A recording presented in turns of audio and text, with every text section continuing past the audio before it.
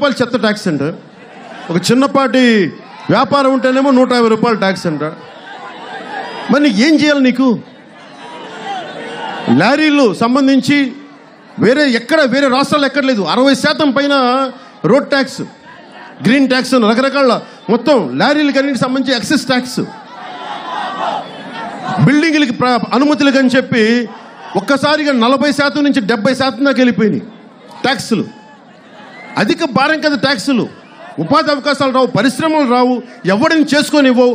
ఉన్న వనరులని తవ్వుకెళ్ళిపోతారు. మీరు ఏదనంటే బెదిరిస్తారు.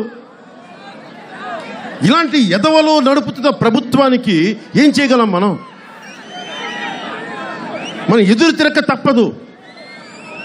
జనసేన మాట్లాడే వరకు ఒక్కరికి ధైర్యం లేదు ఈ వైసీపీ గుండా ప్రభుత్వాన్ని ఎదిరించడానికి. ఈ ఎదవలకేం తెలుసు? ఇబ్బందిగా ఉంటుంది. నేను ఎదవలని మాట్లాడదు. మీరు నన్ను అన్ని బూతులు తిట్టారు, మీరు గుర్తుపెట్టుకోండి. ఇంకా నేను తక్కువ తిడుతున్నాను మిమ్మల్ని. గుళ్ళో చెప్పులు ఎత్తుకెళ్ళిపోయే సన్నాసులు వీళ్ళు కూడా మన గురించి మాట్లాడతారు.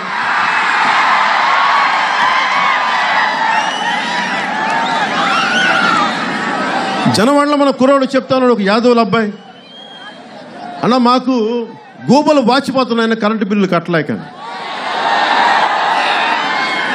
చెత్త పన్ను, కరెంటు వల్ల మేము క్వాలిటీ కరెంటు మేము ఇస్తున్న కరెంట్ అంటాడు. నేను గొల్లపురంలో ఇంట్లో ఉంటే నాయుడుగారి ఇంట్లో ఉంటే పాప ఆయన ప్రతి 10 నిమిషాలు కరెంటు పోతా ఉంది. మళ్ళీ జనరేటర్ రాను, మళ్ళీ ప్రతి నిమిషాలు కరెంటు పోను. అంటే అంత ఫ్లక్చుయేషన్ కరెంటు. అసలు టీవీలు కానీ లేదంటే ఫ్రిడ్జ్లు కానీ సరిగ్గా ఉంటాయా? ఫ్యాన్లు కానీ కాలిపోతాయి కదా, అన్నిసార్లు ఫ్లక్చుయేషన్ ఉంటాయి. వీళ్ళు చెప్తారు అభివృద్ధి అద్భుతంగా ఉందని చెప్పేసి. రైతులకి మద్దతు ధర రాదు, విత్తనాలు దొరకవు.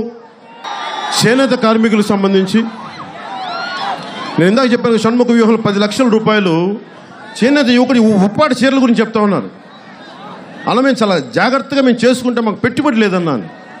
అలాంటి యువకుడికి కనుక అబ్బాయి అన్నాడు, చేనేత మనకి కిలాలు చెందిన యువకుడు దేవాంగులు అనుకుంటా, నేను ఐటీ ఉద్యోగం చేసుకుంటానన్నా, కానీ నేను ఇక్కడికి వచ్చేసాను. దేనికి వచ్చేసామంటే నా ఉపాధి అన్నది, మా కుల వృత్తి అన్నది నేను కాపాడుకోవడానికి, నేను 10 మంది మా కుటుంబానికి అండగా ఉండటానికి, నేను నా చేనేత కుటుంబానికి అండగా ఉండడానికి నేను అందరి కోసం వచ్చేసానన్నాను.